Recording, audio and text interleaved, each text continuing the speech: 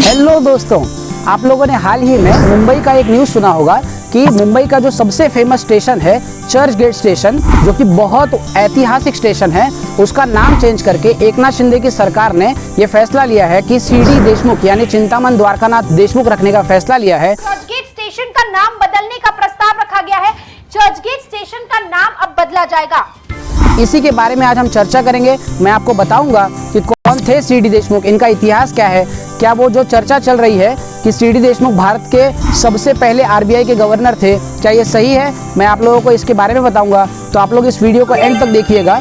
और अगर आप लोग इस चैनल के ऊपर नए आए हैं तो इस चैनल को आप लोग सब्सक्राइब कर लीजिए। मेरा नाम रोशन झा है और आप स्टेप बाय स्टेप का यूट्यूब चैनल देख रहे हैं। नमस्कार।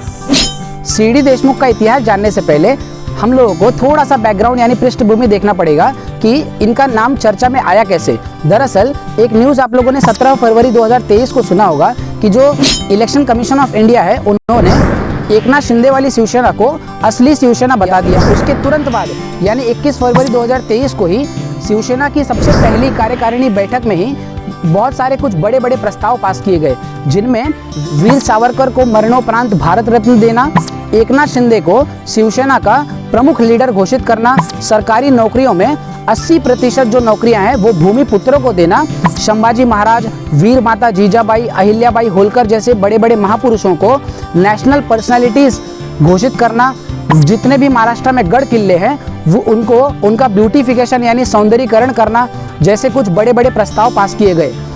लेकिन जो प्रस्ताव सबसे ज़्यादा चर्चा में रहा वो ये था कि चर्च गेट, जो कि मुंबई का सबसे बड़ा स्टेशन और सबसे फेमस स्टेशन है, उसका नाम चेंज करके चिंतामन द्वारकानाथ देशमुख यानी सीडी देशमुख के नाम पे रख देना सबसे ज़्यादा चर्चा में ये रहा।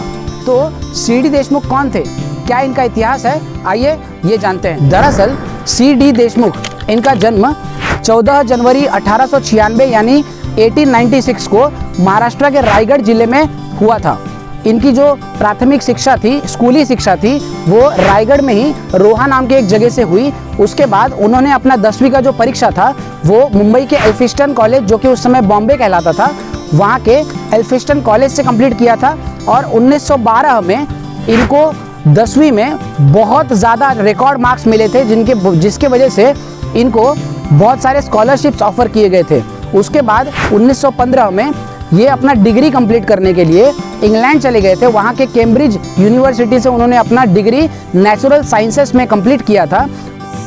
1918 में उन्होंने इंडिया का जो सबसे बड़ा और सबसे हार्ड एग्जामिनेशन है, जो कि इंडियन सिविल सर्विसेज, जिसको हम लोग IAS बोल देते हैं आज के डेट में, उसमें उन्होंने प्रथम रैंक लाया था, फर्स्ट रैंक लाया था। जिसके बाद 1920 में उन्होंने प्रशासनिक सेवा यानी सिविल सर्विसेज ज्वाइन किया और लगातार 20 साल भारत के बहुत बड़े बड़े पदों पे उन्होंने काम किया था भारत सरकार यानी ब्रिटिश सरकार के साथ। जैसे हेल्थ, एजुकेशन, PWD डिपार्टमेंट के साथ इन्होंने काम किया।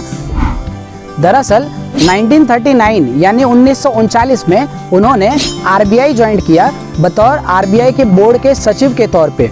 उसके बाद 3-4 साल काम करने के बाद अगस्त 1943 को उनको भारत का जो सबसे पहला व्यक्ति था जिसको RBI का गवर्नर बनने का मौका मिला, वो उनको नियुक्त किया गया RBI का गवर्नर। दरअसल ऐसा नहीं कि वो RBI के सबसे पहले गवर्नर थे। दरअसल RBI जो है 1935 में बनाई गई थी और उसके बाद इसके 2 ऑलरेडी गवर्नर रह चुके थे। पहले थे सर ऑसबॉर्न स्मिथ और दूसरे थे सर जेम्स टेलर। और जैसे ही जेम्स टेलर जी का मृत्यु हुआ था, उसके बाद ही अगस्त 1943 में इनको RBI का गवर्नर नियुक्त किया गया था पहला। उस समय RBI जो है वो ऐसा नहीं कि भारत सरकार के पास था, वो बहुत सारे शेयर होल्डर्स मिलके एक संस्था चलाते थे जिसको RBI बोल दिया गया था। उसके बाद सीडी देशमुख इतने इंपॉर्टेंट थे क्यों, भले RBI के गवर्नर थे, इतने इंपॉर्टेंट रहे क्यों? दरअसल आप भी ये जानते हैं कि 1947 में यानी 1947 में भारत को आज़ादी मिली ब्रिटिशर्स से। उस समय जो RBI के गवर्नर थे वो भी सीडी देशमुख ही थे। आपको ये भी पता है कि भारत और पाकिस्तान ये जो पार्टीशन हुआ था, तो जाहिर सी बात है कि जब हम लोग किसी घर का पार्टीशन करते हैं या डिवाइड करते हैं तो बराबर दोनों बेटों में क्या होता है, हिस्सा बांटा जाता है। इसका मतलब जितने भी एसेट्स थे और लायबिलिटीज थे उसको बांटने का भी काम जो था भारत और पाकिस्तान के बीच, ये RBI गवर्नर का ही काम था। तो तभी इन्होंने भी इसको बखूबी निभाया और बतौर गवर्नर इन्होंने अपना काम बहुत अच्छे से किया था। उसके बाद 1949 में यानी 1949 को जैसे ही ब्रिटिशर्स से हमें आज़ादी मिली थी, तो नेहरू की सरकार ने, नेहरू की कैबिनेट ने आरबीआई जो थी उसको नेशनलाइज यानी राष्ट्रीयकरण करने का इसका फैसला लिया था। उस समय भी आरबीआई के जो गवर्नर थे वो सीडी देशमुख ही रहे थे। उसके बाद भी क्यों ज़रूरी थे सीडी देशमुख? आप सोचिए कितने ऐसे सिविल सर्वेंट होते हैं, प्रशासनिक सेवा के लोग होते हैं जिनको वित्त मंत्री भारत का पूरा फाइनेंस मिनिस्टर बना दिया जाता है। तो उसमें से एक थे सीडी देशमुख। इनका टैलेंट देख के, इनका काम देख के इनको भारत का सबसे पहला फाइनेंस मिनिस्टर भी नियुक्त कर दिया गया था जवाहरलाल नेहरू के कैबिनेट के द्वारा। उसके बाद लगातार इन्होंने 6-7 साल यूनियन कैबिनेट मिनिस्टर के तौर पे काम किया था, फाइनेंस मिनिस्टर के तौर पे। उसके बाद उन्होंने रिजाइन कर दिया था अपने पद से। उसका कारण ये था कि मैंने आप लोगों को अपने पहले वीडियो में ये भी बताया था, जब महाराष्ट्र बॉम्बे स्टेट से अलग होकर महाराष्ट्र बना कैसे था। उसके बाद नवंबर 1955 को, जैसा कि आप सबको पता है कि महाराष्ट्र एकीकरण परिषद ये जो मांग कर रहे थे कि बॉम्बे से महाराष्ट्र बना दिया जाए, लेकिन भारत सरकार इनका मांग पूरा नहीं कर रहा था, तो ये लोगों ने बहुत बड़ा एक आंदोलन निकाला था। मुंबई का जो फ्लोरा फाउंटेन जगह है वहाँ पे उस समय की मोरारजी देसाई की सरकार ने वो लोगों के ऊपर गोलियां चला दी थी, जिसकी वजह से उसमें से 106 लोगों की मौत हो गई थी। जिसके तुरंत बाद ये जो सीडी देशमुख थे इन्होंने अपना इस्तीफा दे दिया था भारत के यूनियन फाइनेंस मिनिस्टर के पद से। सिर्फ ऐसा नहीं है कि इनको सिर्फ आरबीआई के गवर्नर के वजह से ही जाना जाता है, ये बहुत सारे पद उसके बाद भी होल्ड कर चुके हैं, जिसमें से जो भारत में जितने भी यूनिवर्सिटीज़ हैं जिसको वो इन यूनिवर्सिटीज़ का ग्रांट मिलता है, वो कमीशन जो है उसके वो पहले चेयरमैन भी रह चुके हैं, जिसको हम लोग यूजीसी बोलते हैं। उसके बाद नेशनल बुक ट्रस्ट जो बहुत सारी लाइब्रेरीज वगैरह बनाती है, उसके भी 1957 में ये क्या रह चुके हैं, फाउंडिंग चेयरमैन रह चुके हैं। आप लोगों ने दिल्ली यूनिवर्सिटी का नाम सुना होगा, इसके ये 10th वीसी यानी वाइस चांसलर के पद पे भी काम कर चुके हैं। उसके बाद 1969 में स्वतंत्र पार्टी और जनसंघ के ये प्रेसिडेंट यानी इंडिया का जो प्रेसिडेंट होता है, भारतीय राष्ट्रपति जो होता है, उसके लिए भी ये चुनाव लड़ चुके हैं। हालांकि ये उसमें जीत नहीं पाए थे, सफल नहीं हो पाए थे। अब मैं जाते जाते दोस्तों आप लोगों को जिस स्टेशन का नाम चेंज होने जा रहा है उसका थोड़ा सा इतिहास बता देता हूँ, यानी चर्च गेट का।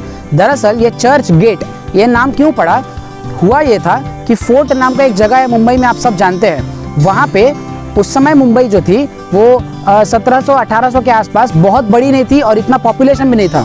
तो अगर मुंबई में आपको एंट्री करना है तो 3 गेट ब्रिटिशर्स द्वारा बनाए गए थे, तो उस 3 मेन गेट में से ही आपको एंट्री करना पड़ता था।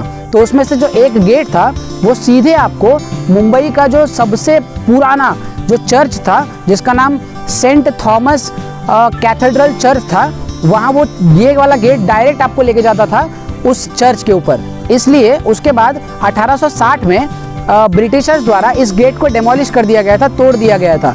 उसके 10 साल बाद ही यानी 1870 को ही उसी के आसपास वो जो गेट था उसी के आसपास एक स्टेशन बनाया गया, रेलवे स्टेशन, जिसका नाम वो लोग ने चर्च गेट रख दिया था।